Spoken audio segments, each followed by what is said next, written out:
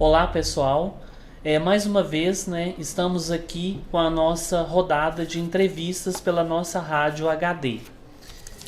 Nós, né, ficamos um tempo parado, né, mas agora estamos voltando novamente com as nossas entrevistas através aqui do canal do YouTube da nossa rádio.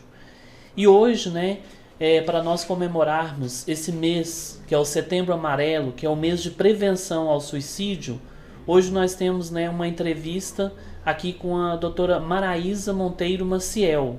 Ela é psicóloga e ela é formada pela PUC Minas, que é a Pontífice Universidade Católica de Minas Gerais, e ela atua na área de psicóloga clínica. Então, hoje a entrevistada, né, de hoje será a doutora Maraísa. Então, para nós iniciarmos essa entrevista, eu gostaria, né, que a doutora Maraísa desse suas boas-vindas ao pessoal e fizesse uma pequena, né, introdução para nós sobre essa prevenção do suicídio. Boa tarde. Como o Cirlei já disse, meu nome é Maraísa. Eu formei em 1986, então eu já tenho um tempo grande de experiência, né? Já trabalhei na seleção de pessoal, já trabalhei com saúde mental, na clínica, recrutamento e seleção, um pouquinho de cada coisa. Então já conheci bastante gente saudável e doente também. Já tive experiência no atendimento com pessoas que pensavam em suicídio, outras que acabaram consumando o ato. Então, assim, eu estou aqui para ajudar principalmente essas pessoas a terem um entendimento do que é que acontece com elas, na mente delas, no coração delas, e se é possível uma saída para isso, e não a morte, né? E não chegar ao ato final, que provavelmente não é a solução do sofrimento dessas pessoas. Doutora Maraísa, então, né, iniciando as nossas perguntas, quais são as principais causas, né, que levam a pessoa ao suicídio? Na verdade, isso é multifatorial, né? Tem a depressão, tem esquizofrenia, que é uma psicose, tem causas mais profundas e assim, perdas, um vazio existencial em geral, né? A pessoa confusa, sem direção. Normalmente eu sempre falo que a espiritualidade também ajuda muito, sabe? Pode ser a religião, como pode ser a crença em algum poder superior, que ajuda bastante, porque se a gente é autossuficiente, não consegue resolver nossos problemas, então só nos resta desaparecer, né? E isso não é a solução da vida. Então, eu acho que o problema do vazio existencial é uma das piores coisas. E segundo, né, a Organização Mundial de Saúde, essa questão do suicídio é uma coisa ainda séria, porque de acordo, né, com a Organização Mundial da Saúde, ainda é a terceira causa, né, de morte no mundo, principalmente entre os jovens homens. Então, nós temos que hoje em dia, a cada 40 segundos, uma pessoa está suicidando no mundo. E no Brasil, a cada 40 minutos, uma pessoa se suicida. Então, em média, de 32 pessoas suicidam por dia. Então, isso aí é um número, né, bastante elevado. E fora as causas, né, doutora, que pessoas que não registram ainda o fato. Sim. Às vezes, muitas pessoas suicidam, a família não quer que registrar, né? E com base nisso, existe vários comportamentos que às vezes a família pode perceber se a pessoa está tendo pensamentos suicidas ou se ela está caminhando para uma depressão. A pessoa dá sinais, tanto físicos como psicológicos. Sim, sempre dá. Só que assim, a pessoa que pensa nisso, nem sempre ela comete o suicídio. Uhum. Algumas cometem, outras não, né? Principalmente adolescentes.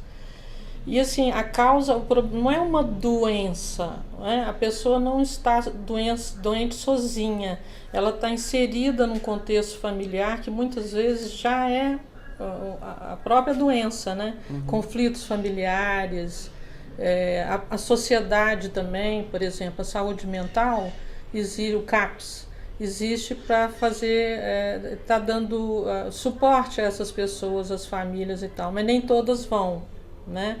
E eu acho que o poder público deveria estar fazendo assim mais por essas pessoas, com mais profissionais, para estar dando mais suporte. É porque geralmente às vezes fala-se muito em suicídio somente nessa época, né, do Setembro Amarelo em si, e nos demais dias do ano a gente nunca mais nem se vê falar.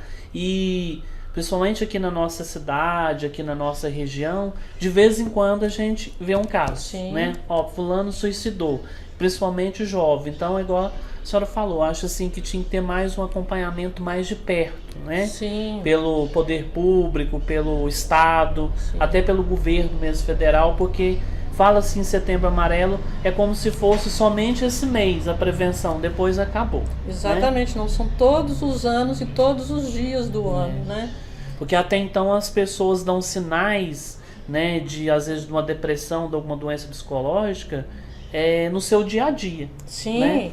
Elas ficam mais isoladas, ficam mais soturnas, assim, fechadas dentro do quarto, sem amigos, não confidenciam com ninguém, não procuram ajuda, infelizmente, né? Por isso que a família tem que atentar para esse tipo de comportamento, porque é a família que vai procurar ajuda para essa pessoa, né? Nós sabemos que a depressão, né, é uma das principais causas do suicídio, que leva o que leva à depressão. E a depressão em si, ela tem tratamento, ela tem cura. Nós sabemos que não é somente a depressão, né? Temos, a senhora doenças falou, mentais, outras causas, né? Mas a depressão é uma das principais causas, né, que a gente vê que leva a pessoa ao suicídio. Então, a depressão, ela tem tratamento, ela tem cura? Sim, como claro, que funciona? principalmente hoje, né? Com a farmacologia, mas não só com a farmacologia. A psiquiatria hoje já considera muito o trabalho do psicólogo para estar dando suporte a essa pessoa, para estar falando sobre seus sentimentos, suas dificuldades, né? Principalmente questões sobre sexualidade, com relação à família e tal. Então são pessoas embotadas que acham que não tem saída porque elas não querem se expor. Então, assim, a depressão parece que atualmente é uma das causas maiores, né, de doença na nossa atualidade. Então, nós sabemos então que as redes sociais cobram muito, principalmente dos jovens, né? E nós tivemos um acontecimento recente até, o filho de uma cantora, né? Parece que ela chama Vanderleia, se não me engano, que o filho dela fez uma brincadeira, né, com um amigo, assim, brincadeira tipo um beijando o outro, mas foi uma brincadeira. E aquilo ele postou nas redes sociais sem intenção nenhuma. E logo veio aquela enxurrada de gente xingando, fazendo um tanto de coisa. Aí o que ele fez? Logo que ele viu aquilo nas redes sociais, acho que ele tinha apenas, não sei se é 16 anos, ele foi e suicidou. Então, isso é uma questão séria mesmo. Por quê? Porque o jovem, o adolescente, ele precisa da aprovação social, né? Ter um grupo e tal. Se provavelmente foram jovens que fizeram a crítica, né? Preconceituosa. Então isso para ele foi... Olha para você ver, ele simplesmente cortou o vínculo com a vida por causa de para nós, uma coisa aparentemente sem importância, mas para ele, né, que nem era verdade, né? Então é muito perigoso mesmo. Então, que hoje acontece muito isso, né? Nós sabemos que, igual falou, né, essa questão das redes sociais, do Instagram, né, que a pessoa aglaria, tem que ter milhões, tem pessoas que têm milhões de seguidores, então ela vive assim, bem dizer, 24 horas para internet. Então, e a vida real não é aquilo que se vive no virtual, né?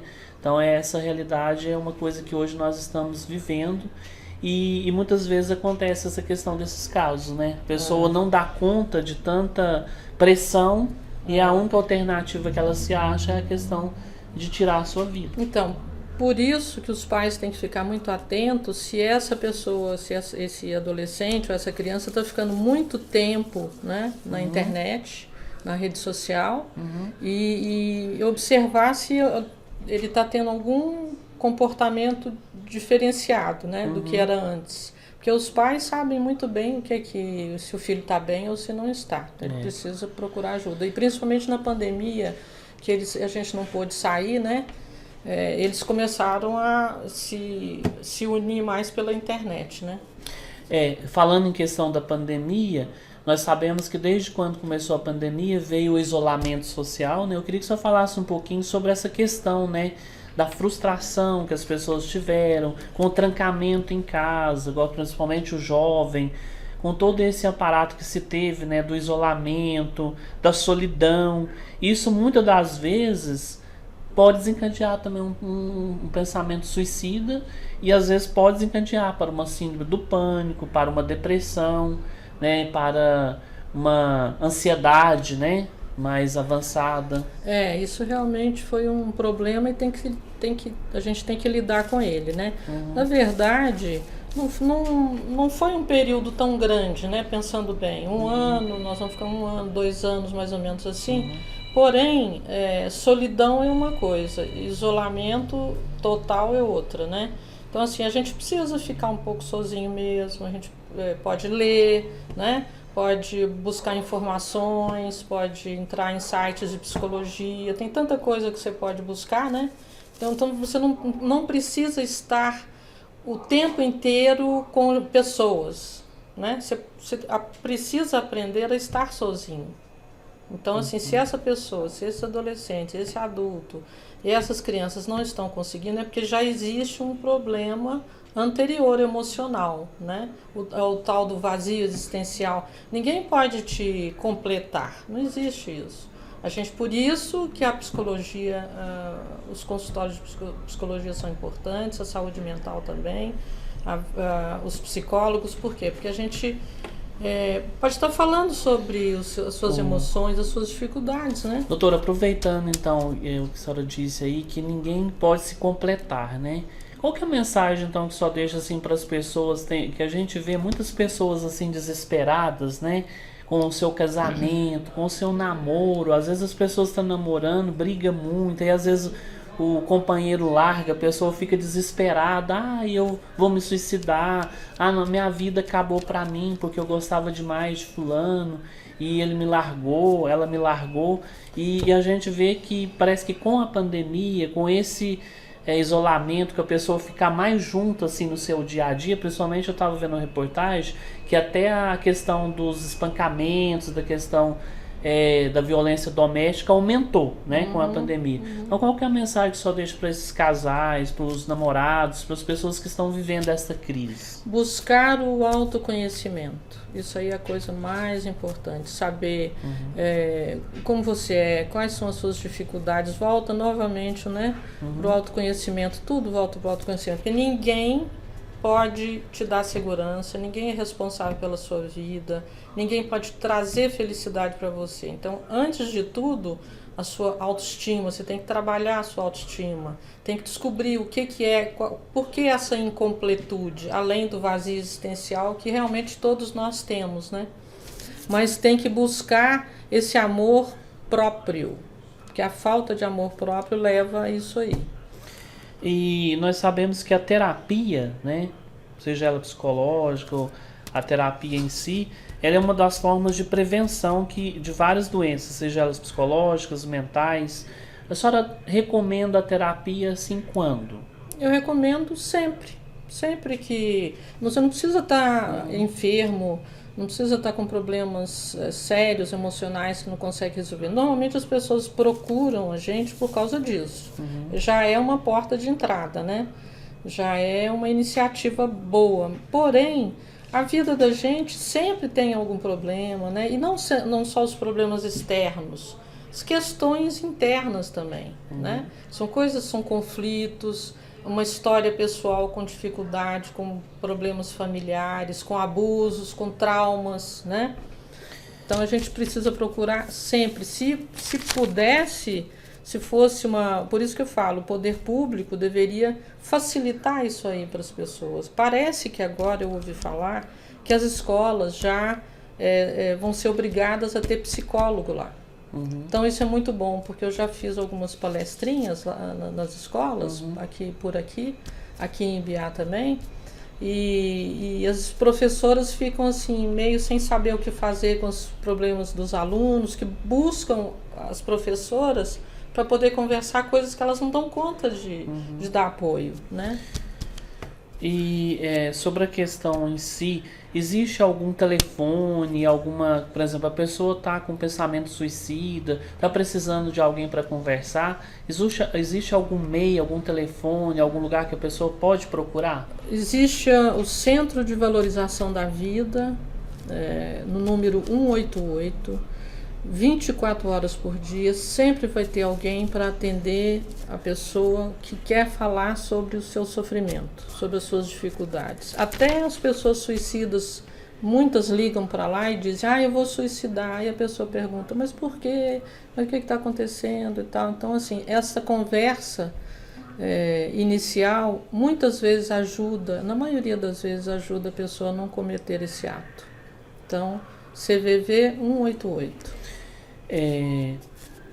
Finalizando, né? Qual que é a mensagem que você deixaria para quem está assistindo esse vídeo agora neste momento, para esta pessoa às vezes que está, né, pensando em suicídio, está passando por um momento de depressão, síndrome do pânico, doenças psicológicas em si, e para as famílias que já perderam, né, entes queridos com suicídio?